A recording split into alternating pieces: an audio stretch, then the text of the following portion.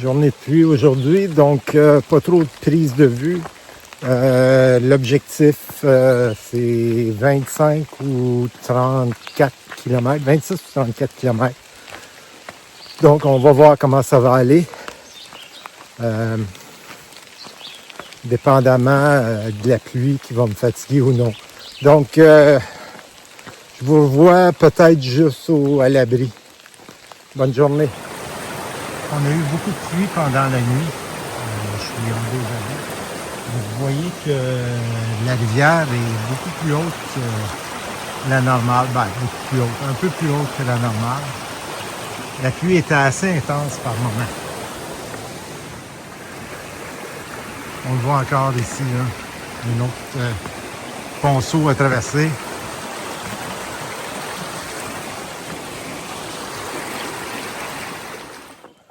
Ça faisait longtemps que j'avais eu ça.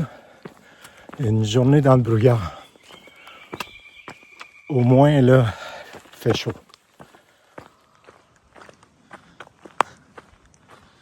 Depuis le début de la rando, depuis 75 jours, c'est la première fois que j'entre dans une forêt aussi sombre que ça. C'est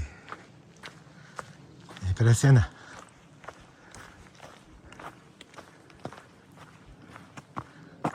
Comme dans le Seigneur des Anneaux. J'approche de l'abri, peut-être à 600-700 mètres. Si on regarde la forêt, c'est tout un contraste avec ce que j'avais il y a à peine une demi-heure. Je ferme la vidéo d'hier. Hier, je m'étais préparé, je me disais à l'abri, je vais faire un petit setup. Je vais vous expliquer ce que je voulais faire dans les derniers jours. Et j'arrive à l'abri et j'ai rattrapé les flip-floppers. Bon, je vais vous expliquer c'est quoi un flip-flop. Si vous vous souvenez, il y a une couple de jours, je suis parti de Harper's Ferry. Ben, c'est à peu près à mi-chemin, pas tellement, mais presque, de la Haïti.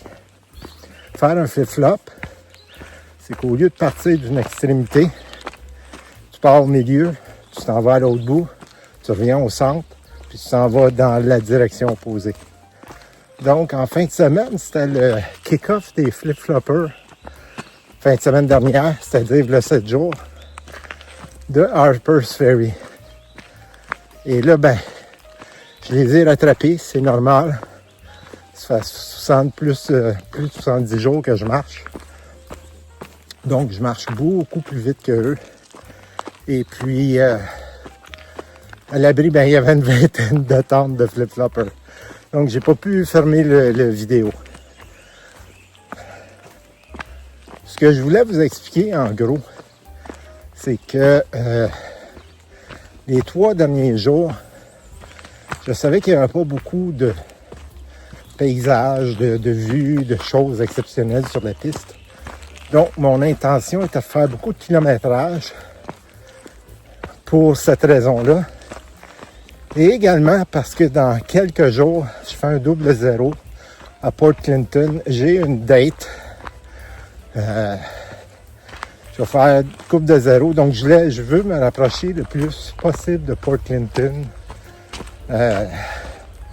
d'ici 6 jours. Dans 6 jours, je devrais être à 30 km de Port Clinton. J'ai ma date avec ma blonde. On passe pas loin d'une semaine ensemble. Je vais prendre 2 zéros en ligne. Ensuite, je vais faire un petit peu de slackpacking. Puis, ensuite, ça va être le retour, j'allais dire, à la normale. C'est loin d'être le retour à la normale. Ça va être le retour au train-train quotidien que j'ai en ce moment.